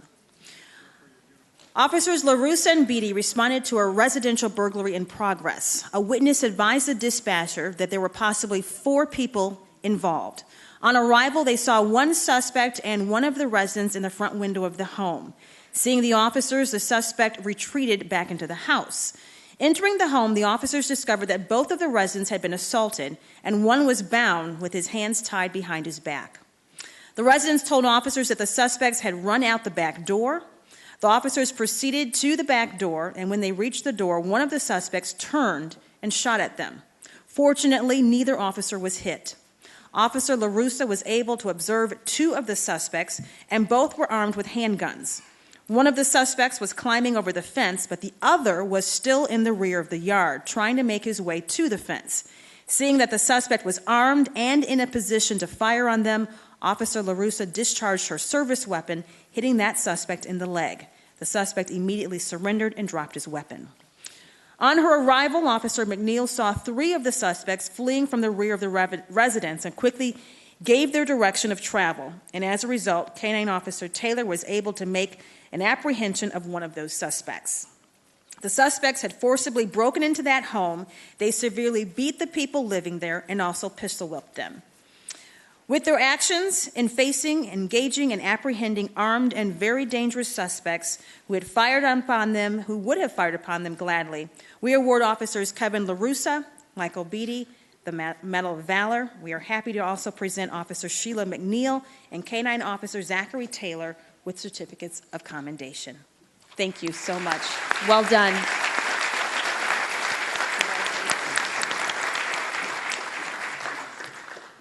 This Medal of Valor goes to Christopher Morgan and certificate of commendation to Officers John Dietz Jr., Donald Spiegel, and Joshua Reese. On October 18th, Officer Dietz, Spiegel, Morgan, and Reese responded to a report of suspicious persons in a parking lot in the 3700 block of Southeast Street. Officer Dietz was first to arrive and was a witness. Informed him that there might be a robbery in the progress at the GameStop next door. Looking inside, he observed an employee laying on the floor behind the counter. He immediately radioed for assistance for a robbery in progress. Officer Dietz calmly directed the responding officers, and Officers Morgan and Spiegel took the back, and Officer Reese joined Officer Dietz in the front. The employee and a masked man were now down behind the counter. Officer Dietz stepped up to the front door to attempt entry, but the door was locked. Officer Reese stepped forward and began kicking at the door in an attempt to force entry. The officers then hear 2 shots from the back of the store. The employee and masked gunman jumped up and ran to the door. The employee unlocked the door, and Officer Dietz and Reese confronted and disarmed and took custody of a masked gunman. Officer Reese then confronted a second suspect trying to run out of the storage room. Officer Morgan took a cover position behind a dumpster, and Officer Spiegel took a position behind a power control box covering. The door opened, and Officer Moore engaged the armed suspect and took him down. Officer Christopher Morgan faced and engaged an armed and dangerous suspect, and we are happy to honor you with the Medal of Valor. We award Officers John Dietz, Daniel Spiegel, and Joshua Reese, each with a certificate of commendation.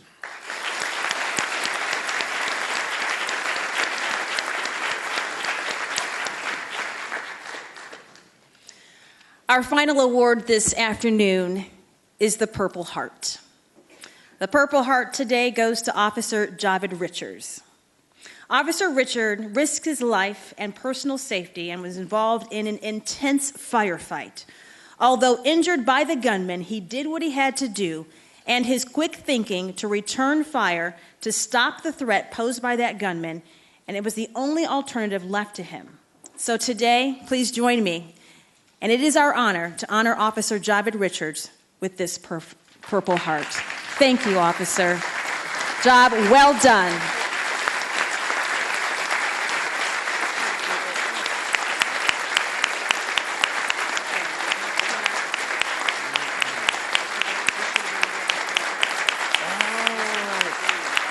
That was my mistake.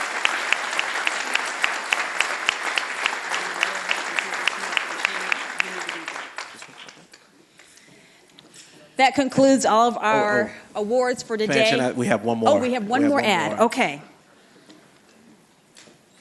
And please forgive me. I believe this was my omission. This is a Medal of Valor for Officer Javid Richards, a Medal of Bravery for Officer Dominic Smith, a certificate of commendation for Officers Tamara Harper, Stacy Rojos, Matthew Davis, David Medema and Heidi Weiss, and Certificate of Appreciation, Ms. Clarence Pointer, IFD Lieutenant Mark Greatback. On January 15, 2015, Officer Harper initiated a traffic stop at 38th and Midhofer Road. As the vehicle came to a stop, the passenger fled on foot after advising dispatch. She stayed with the vehicle's driver. Officer Richards, after checking with Officer Harper and getting a description, left to look for the suspect. A few minutes later, Officer Harper advised shots fired. She, along with Control, hit for Officer Richards several times, but he did not respond. Responding officers knew that he might be in trouble, and they needed to get to him fast. After an agonizing wait, Officer Richard was able to advise that he had fired his service weapon and that he was shot. The suspect had opened fire on him as he was exiting his vehicle. He exchanged gunfire, and during the intense exchange of gunfire, he sustained a gunshot wound to his foot. Security guard Clarice Pointer saw what was taking place and came to Officer Richards' assistance. On his arrival to assist, Officer Smith's vehicle received direct gunfire from the suspect. Officer Rojas, Davis, Medema, and Wise arrived to assist, and they provided cover while Officer Rojas approached and handcuffed the downed suspect, who was still armed. As medics were treating Officer Richards, they determined the suspect's injuries required immediate treatment. And without giving second thought, Officer Richards exited the ambulance to allow medics to begin treating the critically injured suspect. At that time, SWAT medic Lieutenant Mark Greatback stepped in and continued providing medical aid to Officer Richards. Officer Richards was confronted by an armed adversary. Although injured, he took a voluntary course of action and engaged the suspect in gun battle. And we are proud to present you with the Medal of Valor. Officer Dominic Smith's actions put him in great risk to assist Officer Richards, and we gladly present you with the Medal of Bravery. And for each of their actions taken on the scene, we gladly present Officers Harper, Wise, Rojas, Medema, Davis with the commendation. In addition, for their vital assistance to IMPD officer in need, in addition to assisting an IMPD officer in need, we present IFD Lieutenant Mark Greatback and Ms. Clarice Pointer with a Certificate of Appreciation. May we give them a round of applause.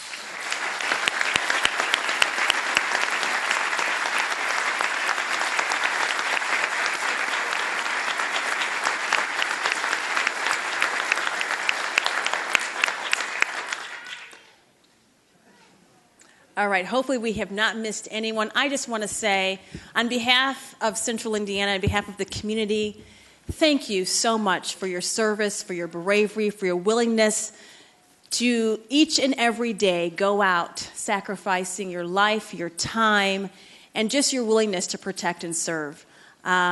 Just listening to so many of these stories today, it is so inspiring. I don't even feel like those words do it justice, but it is so inspiring to hear the brave acts that you are willing to do every single day to protect our citizens, our children, our elderly, and our communities. And I just wish that we were able to convey more of these stories to the community. It is so important, I think, for the community to know what you do on a daily basis to make sure that everyone is safe.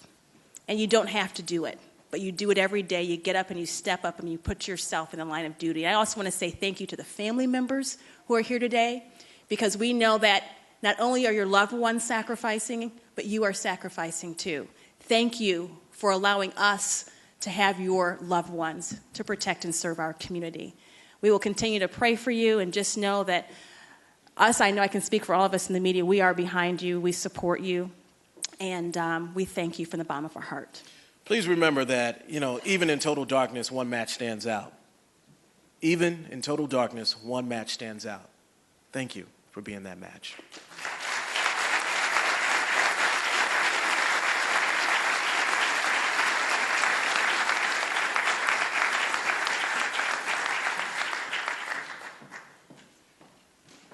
Officer Dennis Lowe, Officer Jerome Barker, and Officer Ronald Sales. Their write-up was inadvertently passed over, so we'd like the opportunity to bring them down and present them with their certificates of commendation.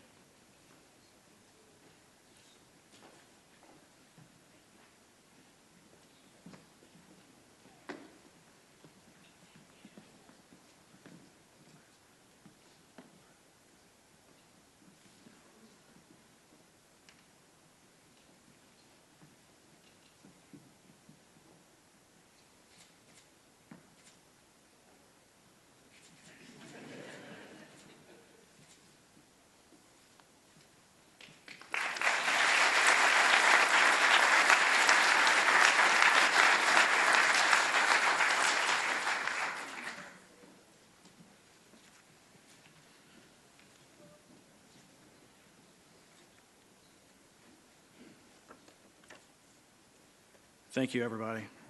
We apologize for that again. Real quick, I'd like to give a round of applause to Fanchen and Julian. They did a phenomenal job. We couldn't do it without them. So.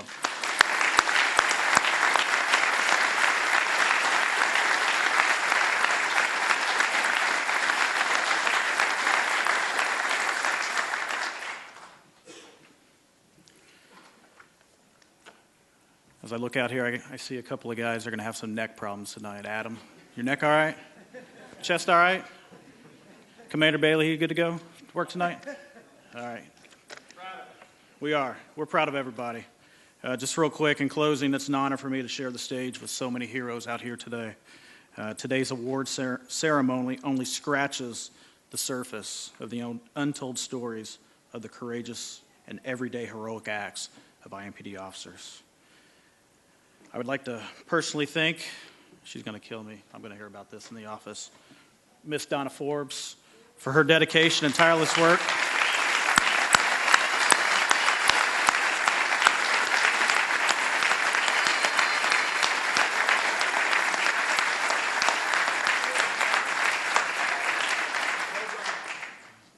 Yeah, I'm probably not getting lunch today, so.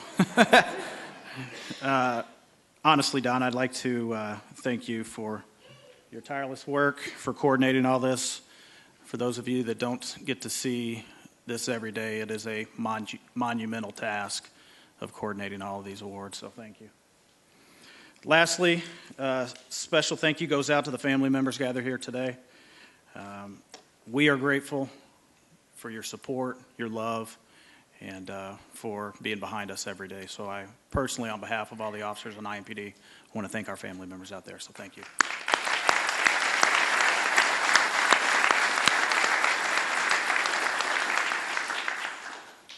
Chief, thank you for saving me. I'm not going to forget this time. Chaplain Cody, for our benediction.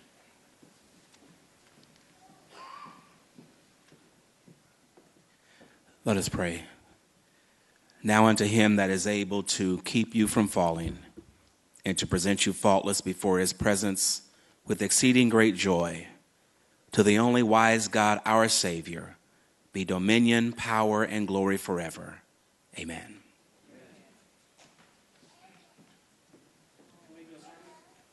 Hey, the floor's yours. All right. Thank you for everybody for sitting through your lunch hour with us. There's a short reception afterwards. Thank you very much.